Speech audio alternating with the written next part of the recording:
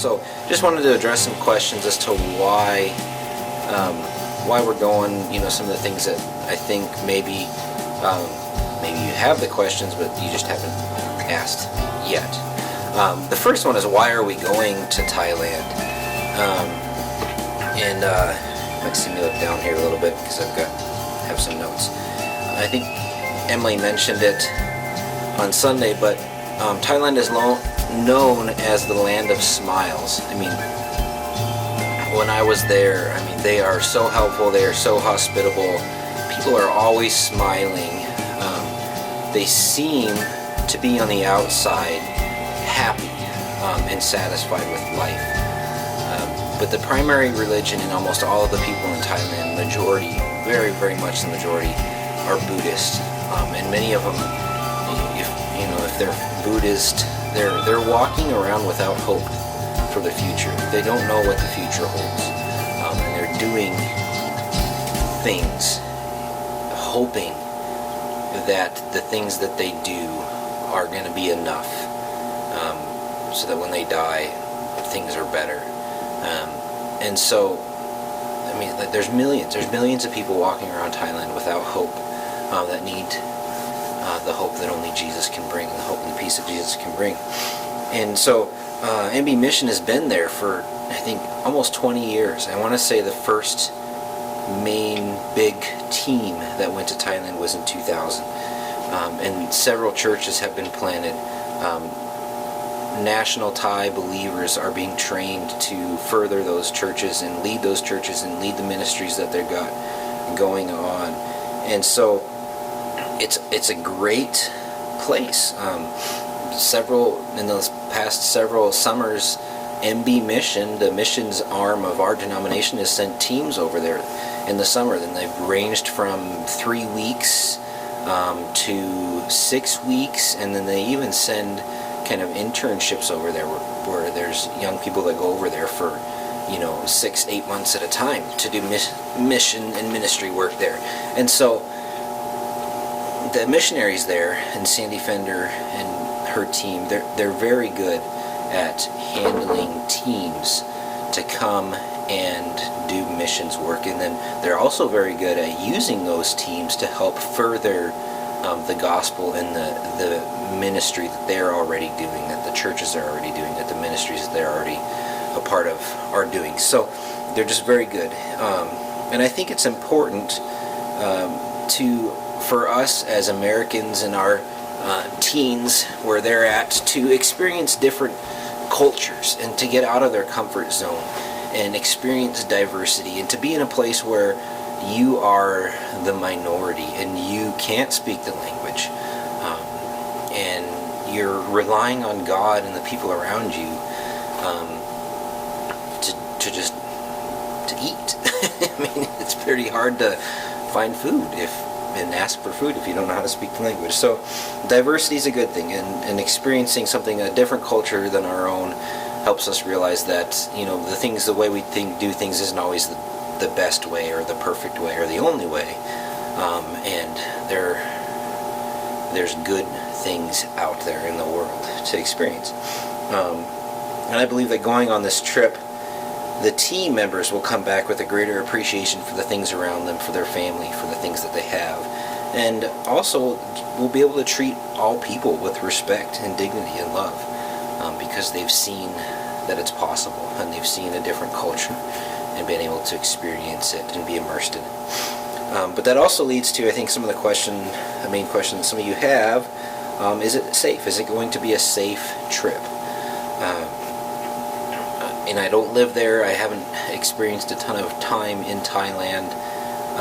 But when I talked to Sandy Fender, and I just talked to her last Saturday, she said that they've never had any problems. They've always, they've had several teams come over, and they've never had any major incidents or things regarding safety. And like she mentioned, she said there's 3 single ladies that are on her missions team right now, which she's one of those. And she's a little bit older, but there's also a younger single lady, I think in her 20s, that's there as a missionary, and they feel completely safe. They don't feel unsafe at all. And the country is stable, and it's a different different experience. And I wouldn't be going if I didn't think it was safe. I wouldn't even have considered going there if I didn't think that this was going to be a safe opportunity for us to experience God and what He's doing in a different culture. We'll be staying in a hotel or an apartment that's safe, secure, locked doors and everything like that to get in and out.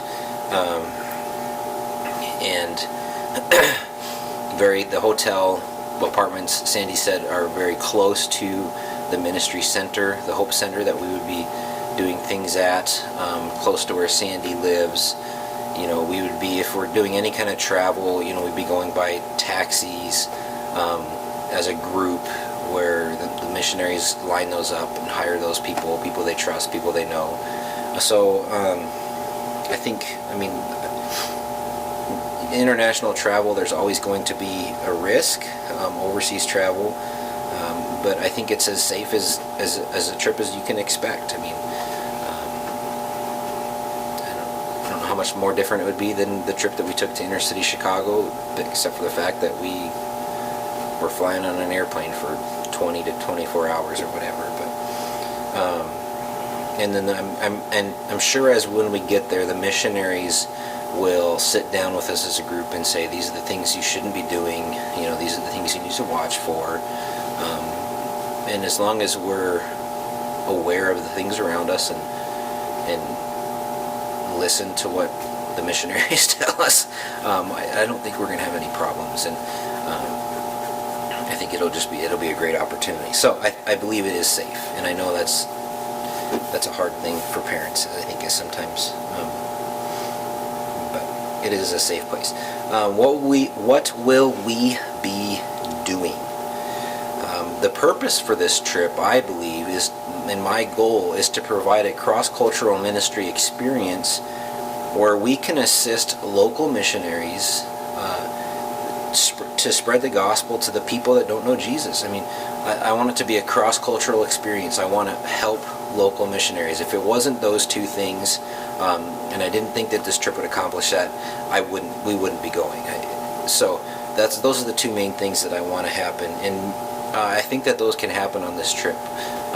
The ministries that the missionaries are involved in Chechen Sao, they range from kids clubs in poorer neighborhoods to teaching English as a second language, to adults and kids. They have youth group Bible studies, church planning things where maybe we would just be going to a church service with a small church plant. Maybe we'd sing a couple songs, we'd share a testimony.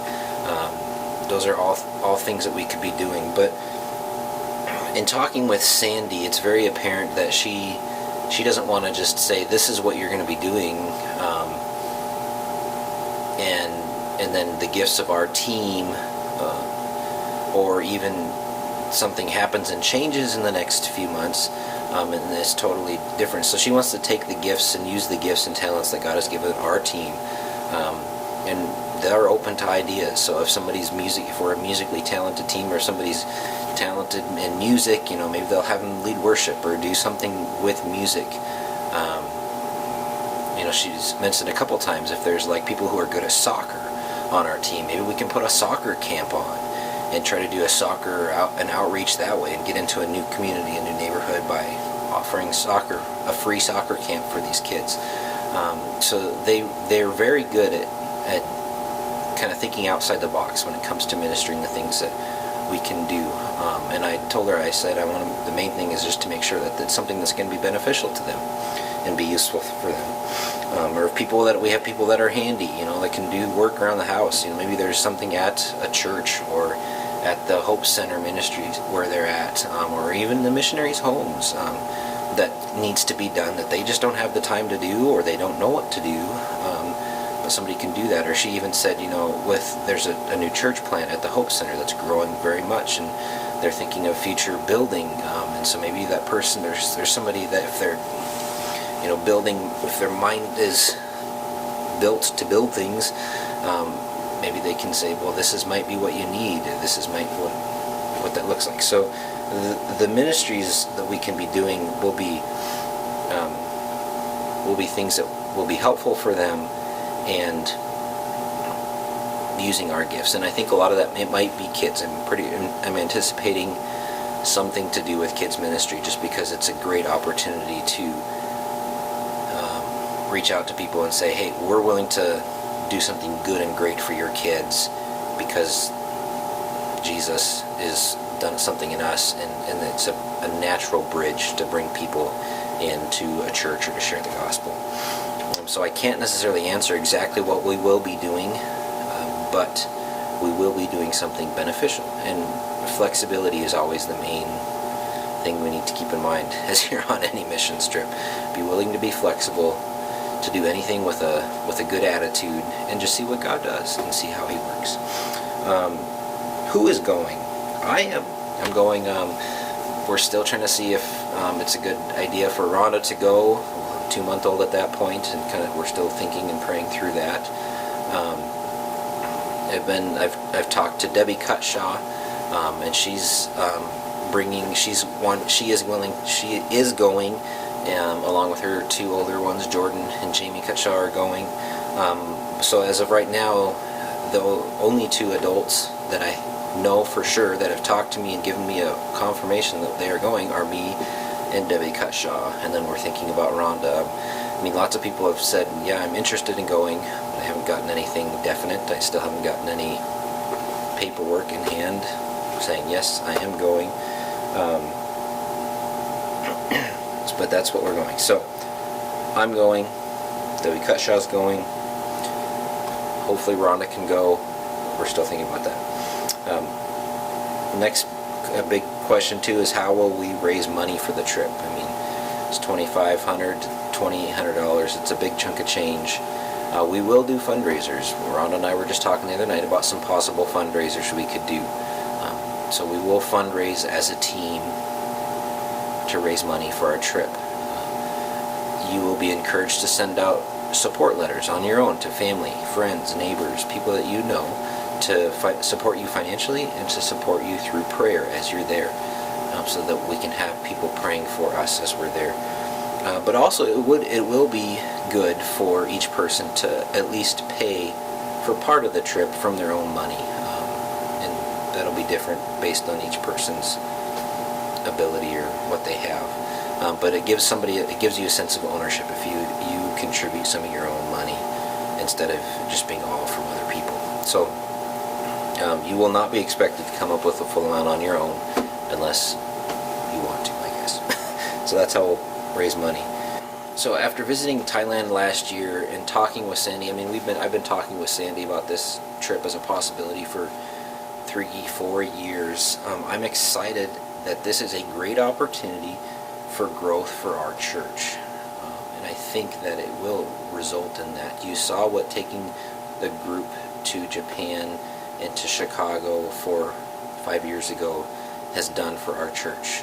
It's been amazing, and I think that this trip has that opportunity. It's going to challenge and stretch those who are going, because they're not going to know the language, they're not going to know the culture, so they're going to have to rely on God and each other to get through day by day.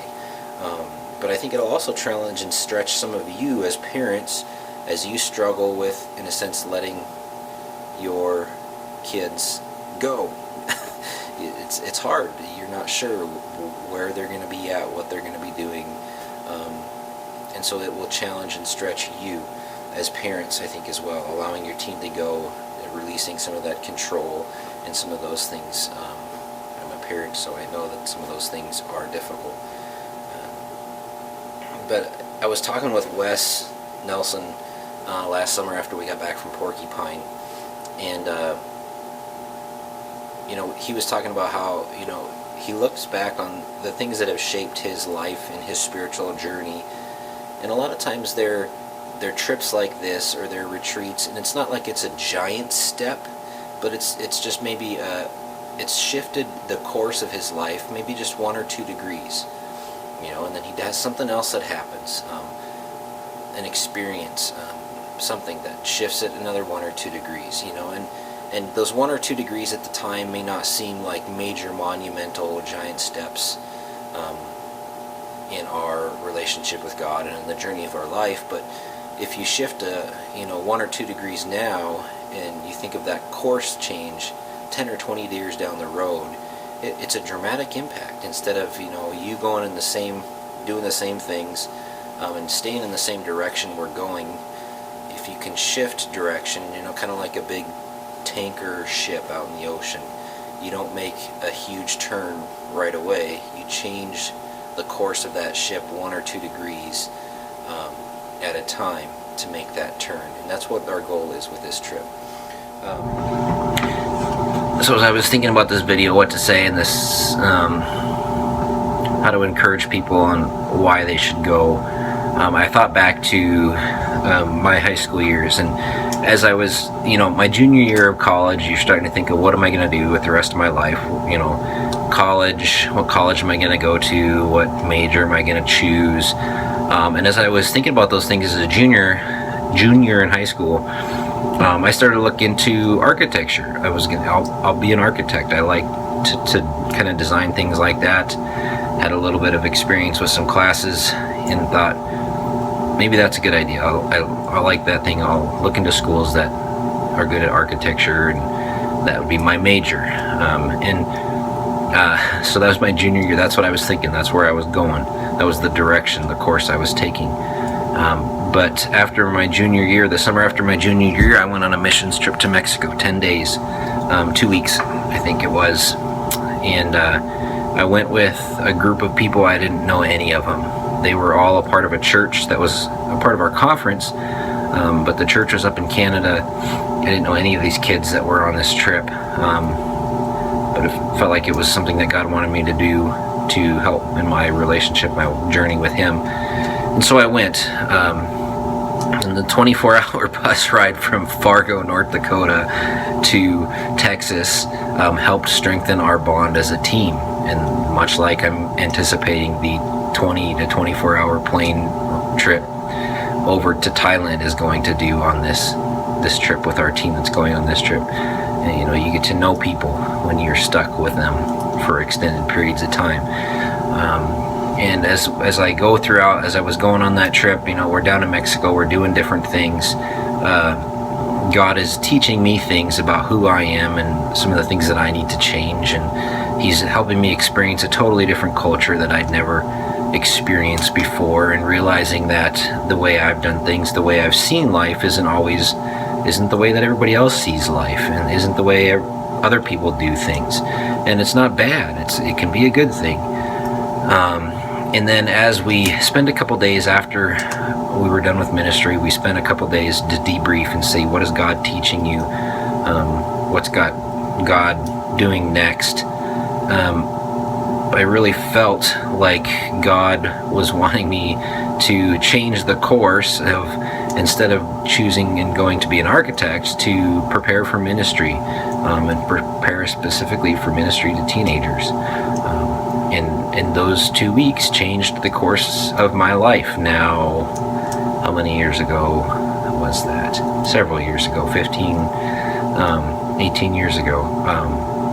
And so that course changed the course of my life at that point. And now as I look back on it 15 years ago, I realize how significant it was. And I still remember the things that God showed me and the lessons that God taught me. And I believe that this trip is an experience that can do some of those things. I'm not saying it's going to turn all your kids into missionaries, or everybody who's going to go is going to come back and go into ministry, but it will dramatically impact their life. And as they look back in 10, 20 years from now, they can say, man, that trip to Thailand, in the summer of 2017, God really taught me some things, and God really showed me some things, and really changed, and is a big part of who I am today because of that. And I think that's the impact and the possibilities that exist with a trip like this. So if you have questions, please don't hesitate to talk to me. Even if you think it's a stupid question or you're unsure how I'll respond. I mean, I feel like I'm a fairly easy person to talk to. Maybe I'm not, but I'm not going to get mad. I'm not going to get upset. But we can have a conversation, and that's the goal. So hopefully this answers some of your questions. If you have more, maybe it brings up more questions. But I hope you will consider this trip and allowing your teens to go on this trip, because I think it will be of very great benefit for those that go. So thanks. If you have any questions, please feel free to talk to me, call me, email me, text me, and we will talk to you later.